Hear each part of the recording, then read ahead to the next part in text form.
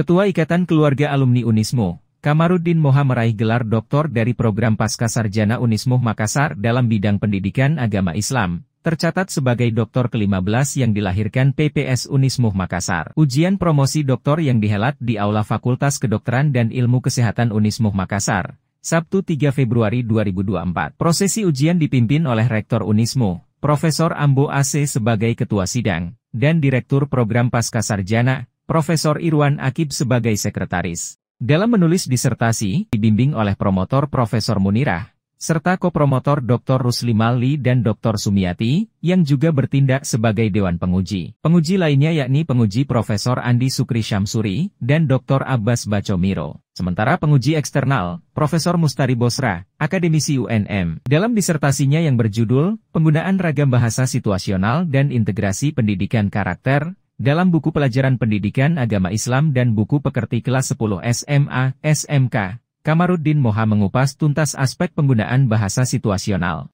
dan integrasi nilai pendidikan karakter dalam konteks pendidikan agama Islam di Indonesia. Temuan penting dalam disertasi ini, mengungkapkan ragam bahasa situasional yang mencakup beragam aspek kehidupan, integrasi nilai pendidikan karakter yang meliputi nilai-nilai moral dan etika, serta dimensi dan elemen profil pelajar Pancasila. Kamarudin Moha, lahir di Makassar pada 7 November 1962. Ia menamatkan pendidikan dasar di SDN Kompleks Cendrawasih tahun 1974. Kemudian menyelesaikan pendidikan menengah di SMPN 1 Makassar tahun 1977 dan SMAN 3 Makassar pada 1984.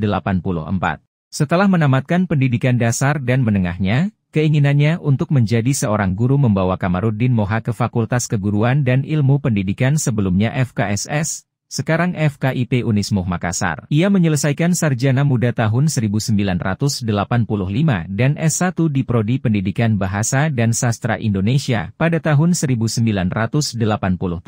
Kemudian sejak 1985 hingga 1987, ia mengabdi sebagai karyawan Unismu Makassar. Kamarudin terangkat sebagai guru PNS di SMA 2 Maros sejak 1987 hingga pensiun pada tahun 2022.